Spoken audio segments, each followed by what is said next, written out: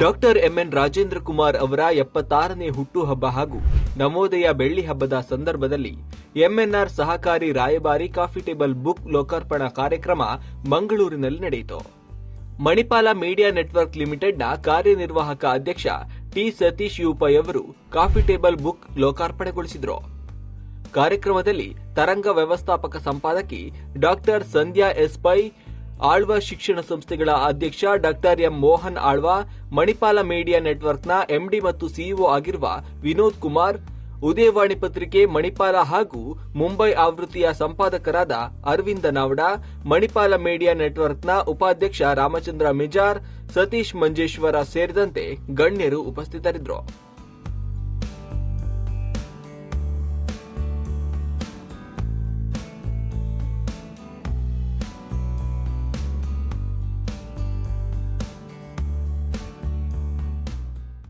ಸಹಕಾರಿ ಕ್ಷೇತ್ರದಲ್ಲಿ ಅದ್ವಿತೀಯ ಹೆಸರಾಗಿ ನಮ್ಮ ಜೊತೆಗೆ ಕಂಗೊಳಿಸಿರುವಂಥ ಡಾಕ್ಟರ್ ಎಂಎನ್ ರಾಜೇಂದ್ರ ಕುಮಾರ್ ಅವರ ಸಾಧನೆಯ ಹಾದಿಗೆ ಬೆಳಕು ನೀಡುವಂತಹ ಒಂದು ಕಾಫಿ ಟೇಬಲ್ ಪುಸ್ತಕ ಇದೀಗ ತಮ್ಮೆಲ್ಲರ ಸಮ್ಮುಖದಲ್ಲಿ ಬಿಡುಗಡೆಯನ್ನು ಕಾಣಲಿಕ್ಕಿದೆ.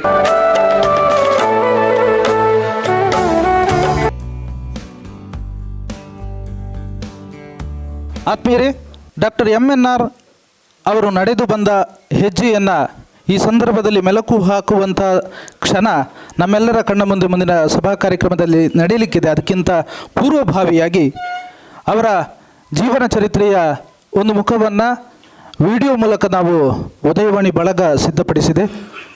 ತಮ್ಮೆಲ್ಲರ ಮುಂದೆ ಆ ವಿಡಿಯೋ ತುಣುಕನ್ನು ವೀಕ್ಷಿಸಬೇಕು ಅಂತ ವಿನಂತಿ ಮಾಡುತ್ತಾ, ವಿಶೇಷ ಅಂದರೆ ಈ ವಿಡಿಯೋ ಇಲ್ಲಿ ಪ್ಲೇ ಆಗುವ ಸಂದರ್ಭದಲ್ಲಿಯೇ ಉದಯವಾಣಿಯ ಎಲ್ಲ ಪ್ಲ್ಯಾಟ್ಫಾರ್ಮ್ಗಳಲ್ಲಿ ಅಂದರೆ Udayavani YouTube, Udayavani Facebook, Instagram ಸಹಿತ ಎಲ್ಲ ಸಾಮಾಜಿಕ ಜಾಲತಾಣದ ವ್ಯವಸ್ಥೆಯೊಳಗಡೆ ಏಕಕಾಲದಲ್ಲಿ ಪ್ರಸಾರ ಆಗ್ತದೆ. ಸರ್ವರಿಗೂ ಕೂಡ ಆತ್ಮೀಯ ಸ್ವಾಗತವನ್ನು ಬಯಸುತ್ತಾ ಇದೀಗ ವಿಡಿಯೋ. ಆ ಕಾರಣದಿಂದಲೇ ಜನರಿಗೆ ಸದಾ ಸ್ಪಂದಿಸುತ್ತಾ ನಮ್ಮ ನೆಲದ ಶೈಕ್ಷಣಿಕ, ಧಾರ್ಮಿಕ, ಸಾಮಾಜಿಕ, ಪ್ರವಾಸೋದ್ಯಮ, ಯಕ್ಷಗಾನ, ಜನಪದ, ಉದ್ಯಮ ಸೇರಿದಂತೆ ಎಲ್ಲ ಕ್ಷೇತ್ರಗಳ ಅವಕಾಶಗಳನ್ನು ವಿಪುಲವಾಗಿ ತೆಗೆದುಕೊಳ್ಳುವಂತೆ ಮಾಡುವಲ್ಲಿ ಕೊಡುಗೆ ನೀಡಿದೆ. ಕರುನಾಡಿನಲ್ಲಿ ಸಹಕಾರಿ ರಾಯಭಾರಿಯಾಗಿ ಗುರುತಿಸಿಕೊಂಡು ಸಹಕಾರಿ ಕ್ಷೇತ್ರದ ಏಳಿಗೆಯ ಯಶೋಗಾಥೆಗೆ ಕಾರಣೀಭೂತರಾದವರು ಡಾಕ್ಟರ್ ಎಂಎನ್ ರಾಜೇಂದ್ರ ಕುಮಾರ್.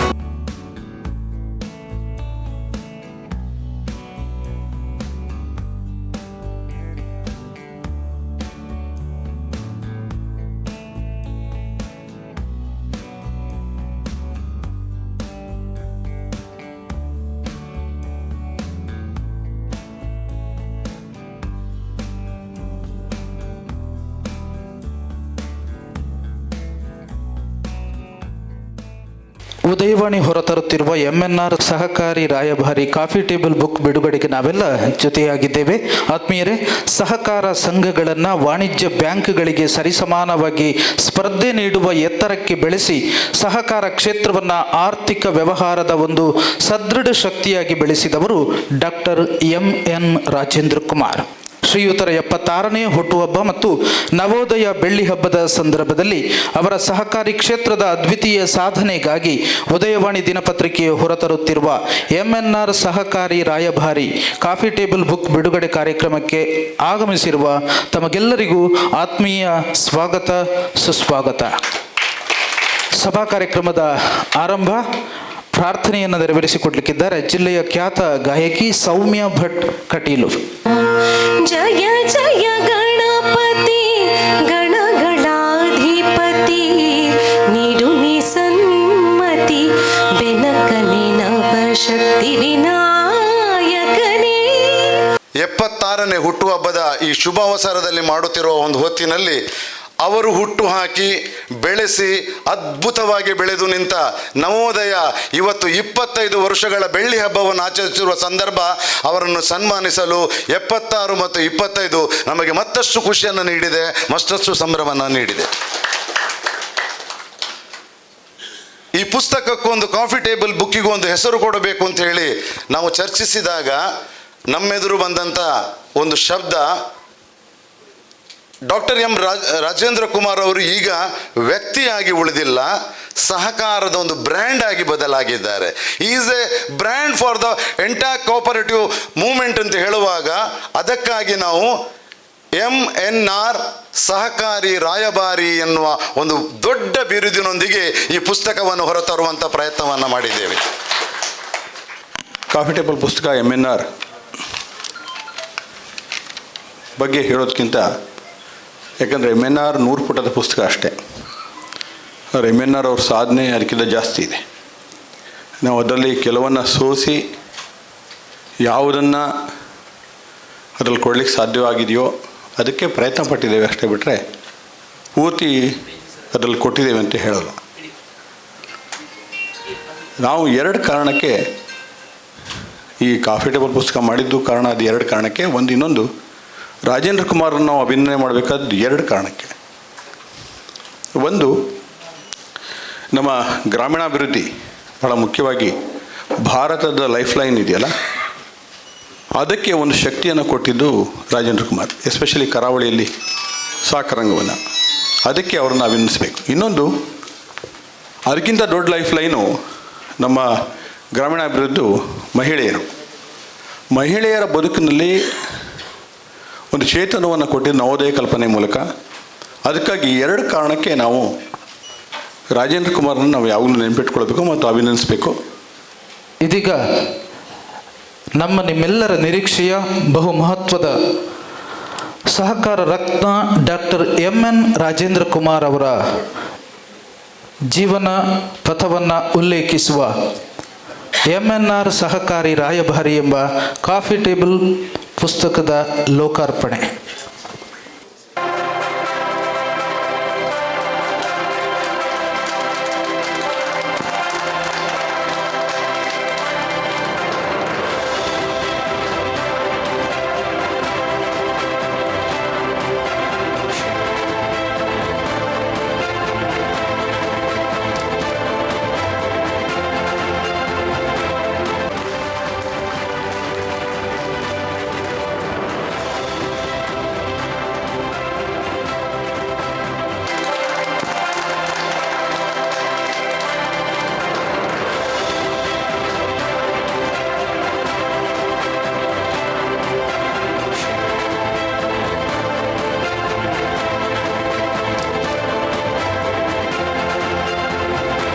ನಮ್ಮ ಬಳಗವನ್ನು ಮುನ್ನಡೆಸುತ್ತಿರುವವರು ನಮ್ಮ ಪ್ರೀತಿಯ ಮಣಿಪಾಲ್ ಮೀಡಿಯಾ ನೆಟ್ವರ್ಕ್ ಲಿಮಿಟೆಡ್ನ ಆಡಳಿತ ನಿರ್ದೇಶಕರು ಹಾಗೂ ಕಾರ್ಯನಿರ್ವಹಣಾಧಿಕಾರಿ ಶ್ರೀಯುತ ವಿನೋದ್ ಕುಮಾರ್ ಸರ್ ಅವರು. ನಮ್ಮನ್ನು ಉದ್ದೇಶಿಸಿ ಶ್ರೀಯುತರು ಮಾತಾಡಬೇಕು ಅಂತ ವಿನಂತಿ ಮಾಡ್ತಾ ಇದ್ದೇನೆ.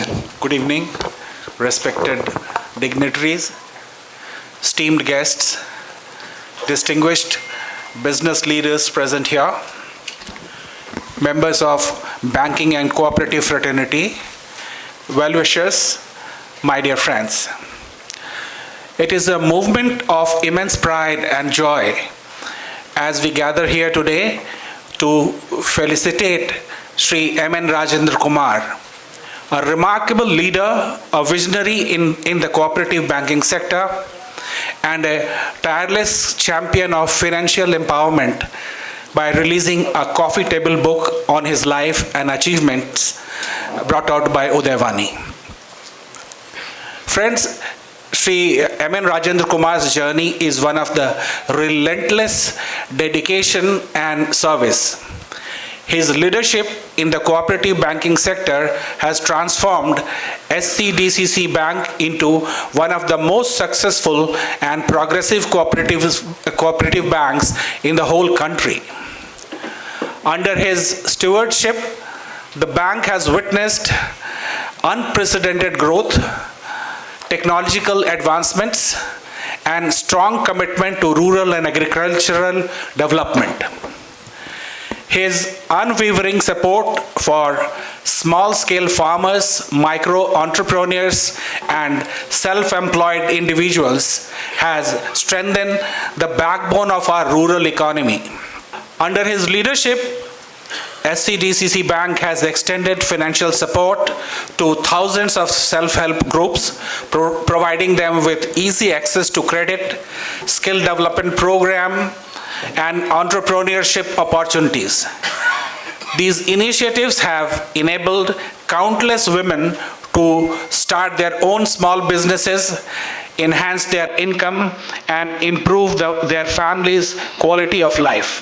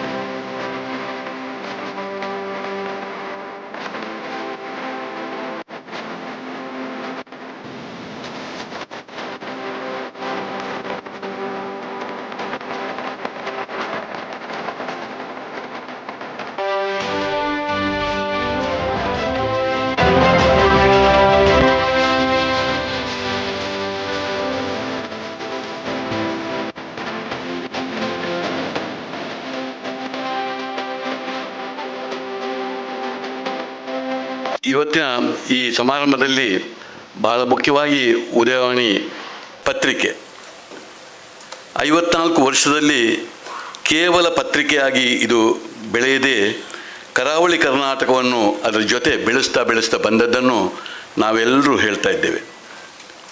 ಧರ್ಮಾಧಿಕಾರಿ ವೀರೇಂದ್ರ ಹೆಗ್ಗಡೆ ಅವರು ಒಂದು ಸಲ ಮಾತನಾಡುವಾಗ ಈ ವಿಚಾರವನ್ನು ಹೇಳಿದರು. ಒಂದು ಕಾಲದಲ್ಲಿ ಸಾಂಸ್ಕೃತಿಕವಾಗಿ ಬರಡು ನೆಲವಾಗಿದ್ದಂಥ ಕರಾವಳಿ ಕರ್ನಾಟಕವನ್ನು ಅತ್ಯಂತ ಶ್ರೀಮಂತ ಸಾಂಸ್ಕೃತಿಕ ನೆಲವನ್ನಾಗಿ ಪರಿವರ್ತನೆ ಮಾಡುವಲ್ಲಿ ಉದಯವಾಣಿಯ ಕೊಡುಗೆ ಭಾಳ ಅಪಾರವಾದಂಥ ಕೊಡುಗೆ ಎಂಬ ಮಾತನ್ನು ಹೇಳಿದರು. ಇದು 100ಕ್ಕೆ 100 ಸತ್ಯದ ಮಾತು. ಇದು ಇವತ್ತು ಹಲವಾರು ಬೇರೆ ಬೇರೆ ರೀತಿಯ ಪ್ರಯೋಗವನ್ನು ಮಾಡುತ್ತಾ ಬಂದಂಥ ಉದಯವಾಣಿ ಇವತ್ತು ಕೂಡ ನಮ್ಮೊಟ್ಟಿಗೆ ಇದ್ದಂಥ ಎನ್ ರಾಜೇಂದ್ರ ಕುಮಾರ್ರವರು ಸಹಕಾರಿ ಕ್ಷೇತ್ರದಲ್ಲಿ ಮಾಡಿದಂಥ ಕೆಲಸ, ಒಟ್ಟು ಅವರ ಜೀವನದಲ್ಲಿ ಮಾಡಿದಂಥ ಕೆಲಸವನ್ನು ಇವತ್ತು ಇಟ್ಟುಕೊಂಡು ಪ್ರಥಮ ಬಾರಿ ಒಂದು ಕಾಫಿ ಟೇಬಲ್ ಬುಕ್ ಬಿಡುಗಡೆ ಮಾಡುವಂಥ ಒಬ್ಬ ವ್ಯಕ್ತಿಯನ್ನು ಇಟ್ಟುಕೊಂಡು ಪ್ರಥಮ ಬಾರಿ ಆಗುವಂಥ ಇಂಥ ಸಮಾರಂಭ, ಅದು ಭಾಗ್ಯ ಇವತ್ತು MNR ರವರ ಒಂದು ಪಾಲಿಗೆ ಬಂದಿದೆ. ಯಾರ ಮಾತನ್ನು ಅಷ್ಟು ಸುಲಭದಲ್ಲಿ ಅವರು ಕೇಳುವವರಲ್ಲ. ಅವನ ವಿಚಾರ ಬುಡ್ಲೆಯನ್ನು ನೇರವಾಗಿ ಹೇಳುವವರು. ಆದರೆ ಮಾನವೀಯತೆ ಸಂದರ್ಭದಲ್ಲಿ ಬಂದಾಗ ಅವರ ಅಂತರ್ಯದ ಇನ್ನೊಂದು ಪ್ರಸನ್ನ ಚಿತ್ರ, ಮುಖಭಾಗವೇ ಬೇರೆ. ಅದು ಹಲವಾರು ಸಂದರ್ಭದಲ್ಲಿ ನಾವು ನೋಡಿದ್ದೇವೆ. ಹಿಂದೆಯೂ ಕೂಡ ಅದು ಯಾವುದೇ ಒಂದು ಉದಯವಾಣಿ ಪತ್ರಿಕೆ ಅಥವಾ ಯಾವುದೇ ಪತ್ರಿಕೆಯಲ್ಲಿ ಯಾವುದೇ ಒಂದು ವಿಚಾರ ನಮ್ಮ ನಾಡಿದ್ದು ಬರಲಿ, ಅದನ್ನು ಬಹಳ ಸೂಕ್ಷ್ಮವಾಗಿ ಗಮನಿಸಿಕೊಂಡು ಅದಕ್ಕೆ ಸರಿಯಾದ ಉತ್ತರವನ್ನು ಕೊಡುವುದರಲ್ಲಿ ಎಂದೂ ಅವರು ಹಿಂದೆ ಬೀಳಲಿಲ್ಲ. ಅದು ಕೊರೋನಾದ ಸಮಯದಲ್ಲಿ ಇರ್ಬೋದು.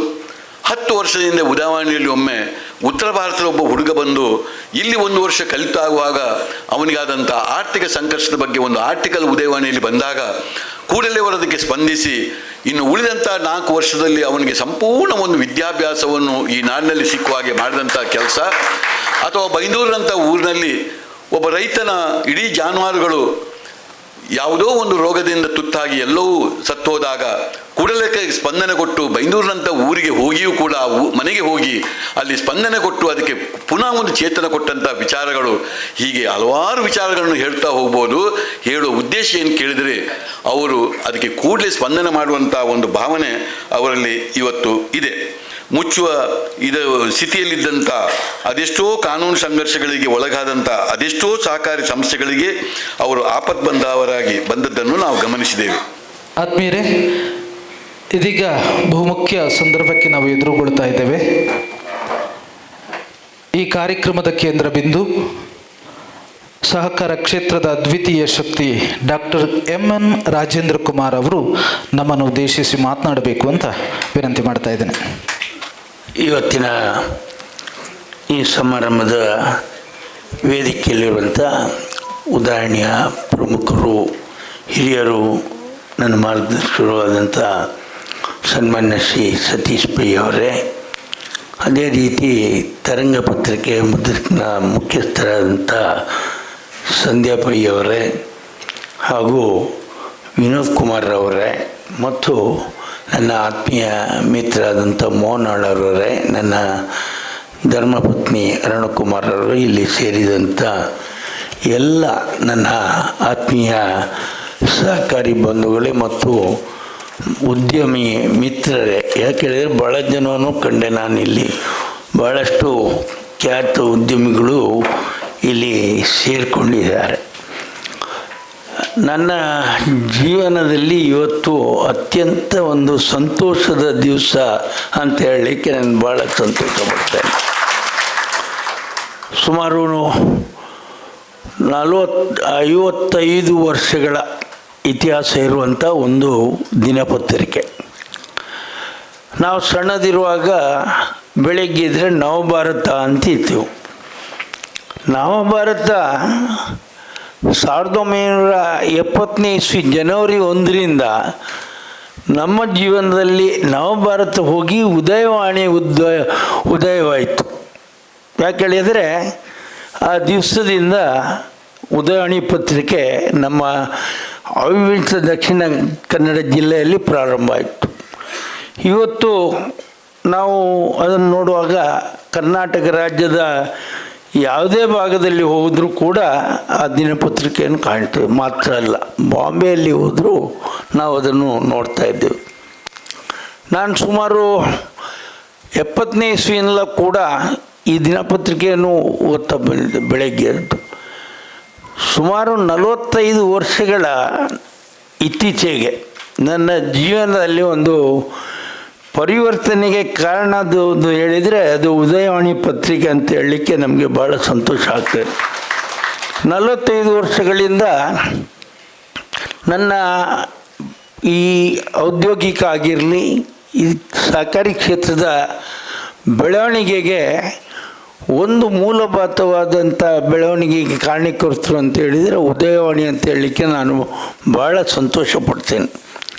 ನಾನು ಪ್ರಥಮವಾಗಿ ಅಧ್ಯಕ್ಷ ಆದಾಗ ನಾನು ನಮ್ಮ ಮಿತ್ರರು ಹೇಳಿದಾಗೆ ವಾರಂಗ ಸೊಸೈಟಿಯಿಂದ ಬಂದು ಜಿಲ್ಲಾ ಬ್ಯಾಂಕಿನ ಒಂದು ಸಂಸ್ಥೆಯಲ್ಲಿ ಕೆಲಸ ಮಾಡಿದಾಗ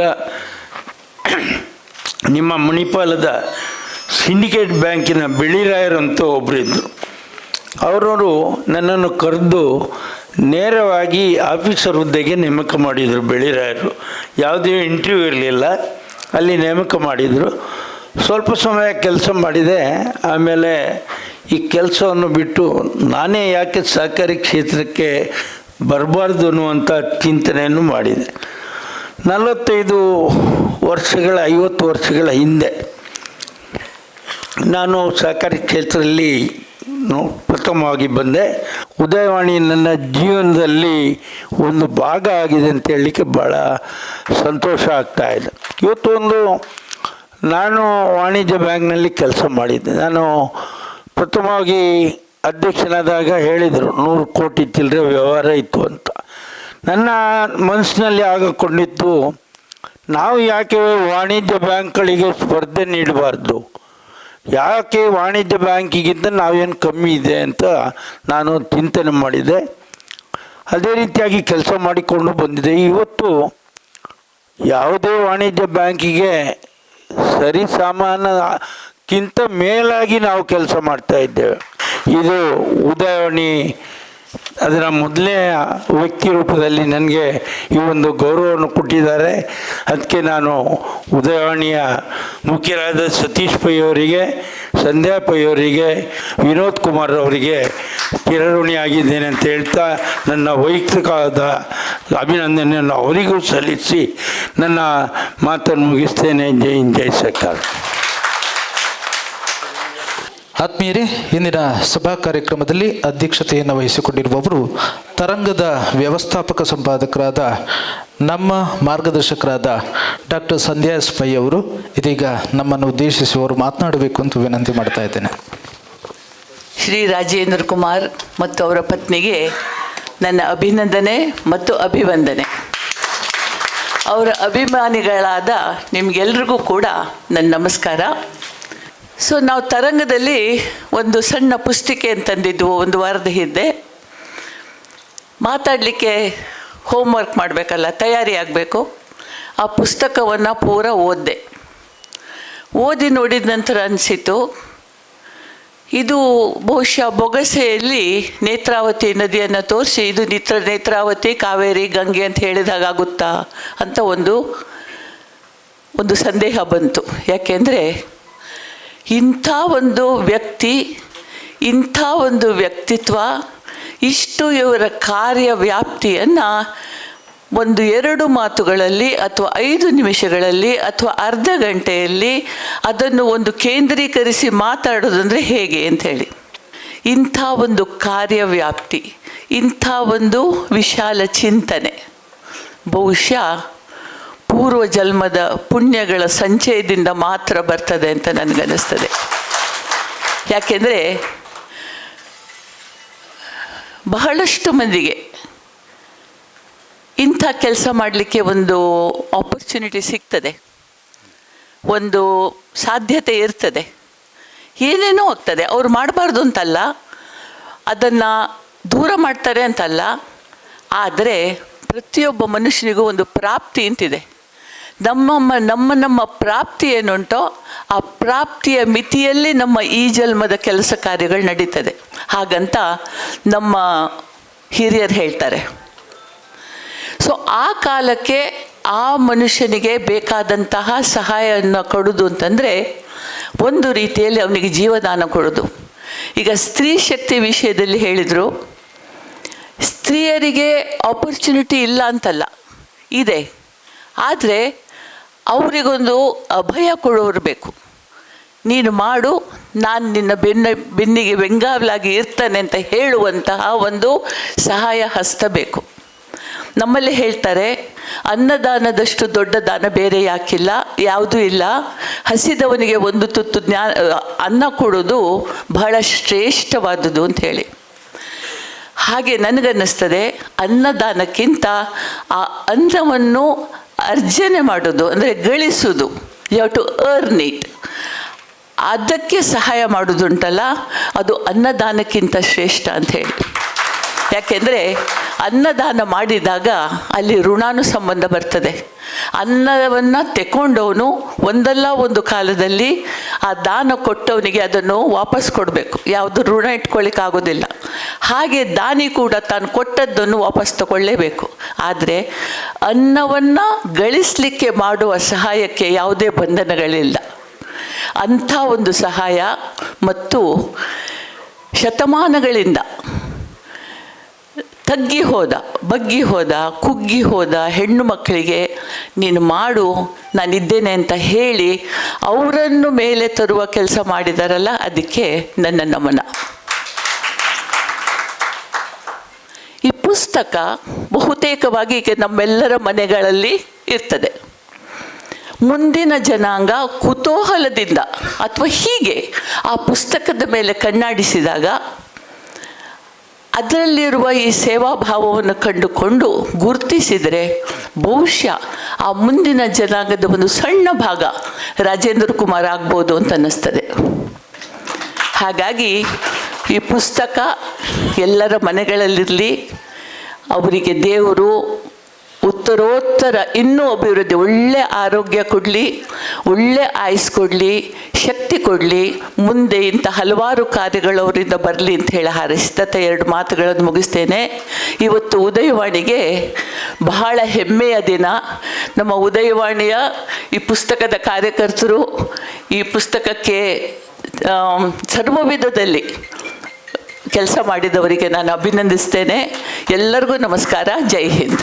ಸಹಕಾರಿ ರಂಗದಲ್ಲಿ ಈವರೆಗೆ ಯಾರೂ ಮಾಡಿರದ ಸಾಧನೆಗಳನ್ನು ಸುವರ್ಣಾಕ್ಷರದಲ್ಲಿ ಬರೆದಿಟ್ಟ, ದಾಖಲೆಗಳನ್ನು ಇತಿಹಾಸದ ಪುಟದಲ್ಲಿ ಅಚ್ಚಾಗುವಂತೆ ಮಾಡಿದ ಸಹಕಾರಿ ರಂಗದ ಭೀಷ್ಮ ಡಾಕ್ಟರ್ ಎಂ.ಎನ್. ರಾಜೇಂದ್ರ ಕುಮಾರ್ ಅವರು ಉದಯವಾಣಿ 55 ವರ್ಷಗಳ ಇತಿಹಾಸದಲ್ಲಿ ಮೊದಲ ಬಾರಿಗೆ ಹೊರತಂದ ವೈಯಕ್ತಿಕ ಕಾಫಿ ಟೇಬಲ್ ಪುಸ್ತಕವನ್ನು ಪ್ರಕಟಿಸುವುದಕ್ಕೆ ಅವಕಾಶ ನೀಡಿ ಈ ಕಾರ್ಯಕ್ರಮದಲ್ಲಿ ಭಾಗವಹಿಸಿ ಉಪಸ್ಥಿತರಿದ್ದು ಈ ಕಾರ್ಯಕ್ರಮದ ಚಂದಗಾಣಿಸಿಕೊಟ್ಟಿದ್ದಾರೆ. ಅದಕ್ಕಾಗಿ ಅವರಿಗೆ ಉದಯವಾಣಿ ಪತ್ರಿಕೆಯ ಪರವಾಗಿ ಹೃತ್ಪೂರ್ವಕ ಅಭಿನಂದನೆಗಳನ್ನು, ಕೃತಜ್ಞತೆಗಳನ್ನು ಸಲ್ಲಿಸ್ತಾ ಇದ್ದೇನೆ.